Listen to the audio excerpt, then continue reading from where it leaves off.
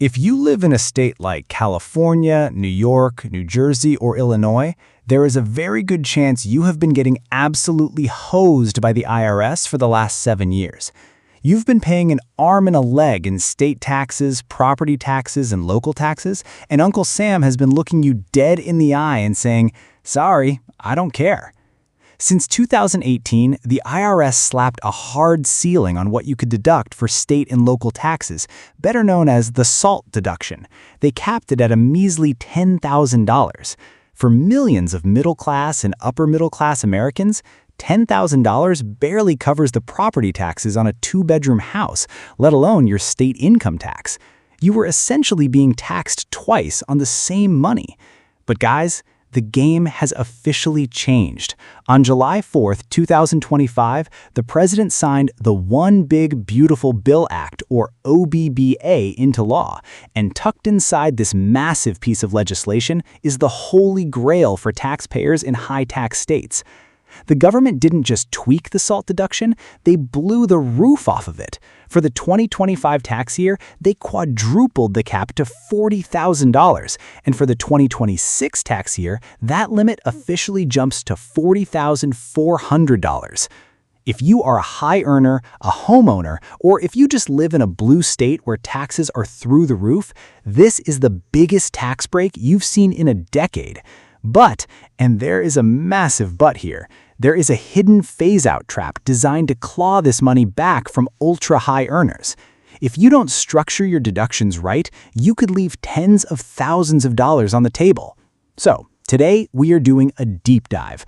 I'm going to break down exactly how this new 2026 $40,400 SALT loophole works in 2026, who qualifies, how the sneaky new phase-out limits work, and the exact strategies you need to keep more of your hard-earned money in your own pocket. Hit the like button for the YouTube algorithm, and let's get right into it. All right, before we get into the new 2026 rules, let's do a quick refresher on what SALT actually is, because you need to understand the baseline to see why this new law is such a big deal. SALT stands for state and local taxes.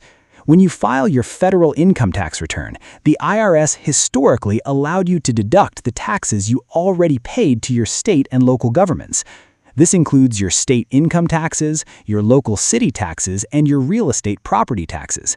The logic was simple. You shouldn't have to pay federal income tax on money that you were forced to hand over to your state government. It's just common sense.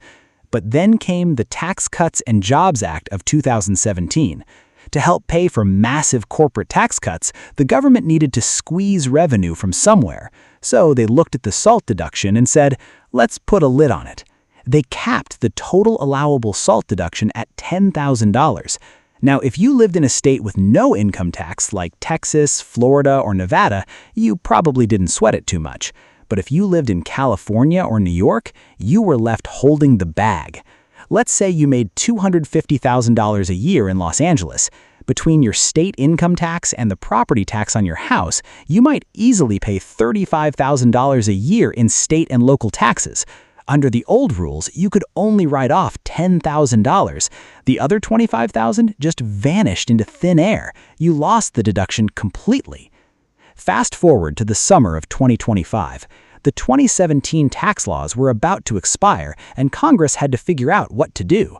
The result was the One Big Beautiful Bill Act, or OBBBA. This bill is a massive overhaul. It permanently lowered income tax brackets, expanded the child tax credit, and brought back 100% bonus depreciation. But the real crown jewel for W2 high earners is the new SALT provision. The law retroactively raised the SALT cap for 2025 to $40,000. But because the government tied this new cap to inflation, it actually increases by 1% every year from 2026 to 2029. That means for the 2026 tax year, the taxes you are paying right now and will file next year, the maximum SALT deduction limit is officially $40,400 for both single filers and married couples filing jointly. If you are married filing separately, your limit is exactly half of that at $20,200. Let's put some real numbers to this so you can see the magic happen. Let's look at a married couple living in New Jersey. We'll call them John and Sarah. Together, they earned $300,000 a year. In 2026, they pay about $18,000 in New Jersey state income tax, and they pay $15,000 in property taxes on their home. Their total state and local taxes equal $33,000. Under the old 2024 rules, they could only deduct $10,000. They were taxed on the remaining $23,000 at their top federal bracket. But under the new 2026 rules, their entire $33,000 SALT bill fits comfortably underneath the new $40,400 cap. They get to deduct every single penny. If they're in the 24% federal bracket, this new law literally saves them over $5,500 in cold, hard cash compared to the old rules. It's a total game changer. But don't celebrate just yet, because the IRS never gives you something without attaching some serious strings. Here is the elephant in the room. The politicians who wrote this bill wanted to help the upper middle class, but they did not want to hand a massive tax break to millionaires and billionaires. So they introduced a brand new, highly aggressive phase-out rule. If you make too much money, the IRS is going to snatch that $40,400 deduction right back out of your hands. Here is exactly how the math works for 2026. The phase-out threshold for the 2026 tax year kicks in when your modified adjusted gross income hits $505,000. That applies whether you are single or married filing jointly. If your income is $505,000 or less, you're golden. You get the full $40,400 cap. But the second you earn $1 over that limit, the IRS starts taking your deduction away at a rate of 30 cents on the dollar. Let me break down an example, because this is where a lot of high-earning tech workers, doctors, and business owners are going to get caught off guard. Let's say you're a tech executive in Silicon Valley, and your modified adjusted gross income in 2026 is $545,000. Because you make $545,000, you're exactly $40,000 over the $505,000 threshold. According to the new OBBBA rules, the IRS penalizes you by taking 30% of that overage. So, 30% of $40,000 is $12,000. The IRS will subtract $12,000 from your maximum SALT cap. So, instead of a $40,400 cap, your new personal cap is $28,400. And if your income keeps climbing, that cap keeps dropping. However, there is a floor. No matter how much money you make, even if you make $10 million a year, the phase-out will never drop your SALT cap below $10,000. The deduction hits that $10,000 floor when your income hits exactly $606,333. So, if you're pulling down $700,000 a year, congratulations on crushing it in life. But unfortunately, you're stuck with the old $10,000 limit. This specific tax break is laser-targeted at households making between roughly $150,000 and $500,000 a year. Now, we need to talk about the catch. To take advantage of this massive $40,400 SALT deduction, you have to itemize your taxes. You cannot claim the SALT deduction if you take the standard deduction. And guys, the new standard deduction for 2026 is absolutely massive. Under the OBBBA, the standard deduction for 2026 got a massive inflation bump.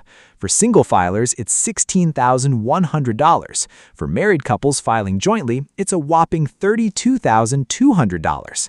What does this mean for you?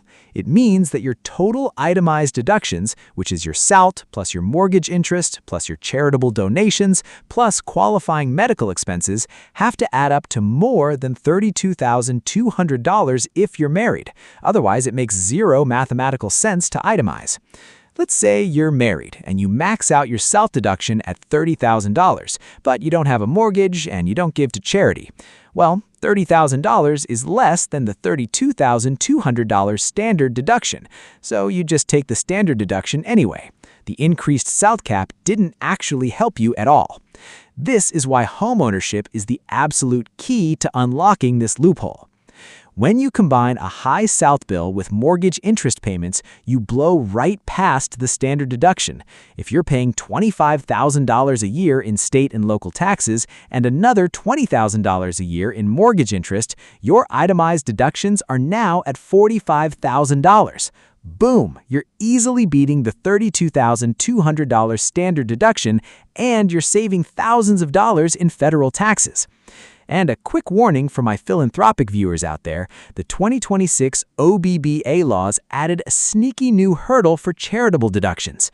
Starting in 2026, there's a 0.5% of AGI floor on charitable giving.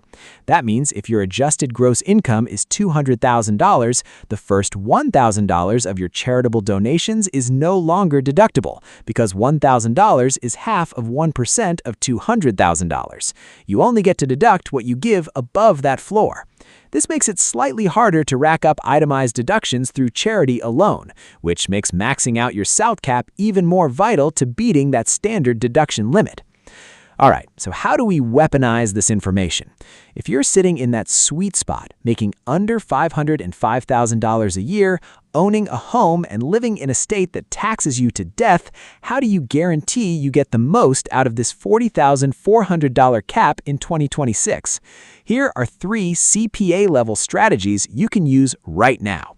Strategy number 1, the prepayment strategy, also known as bunching.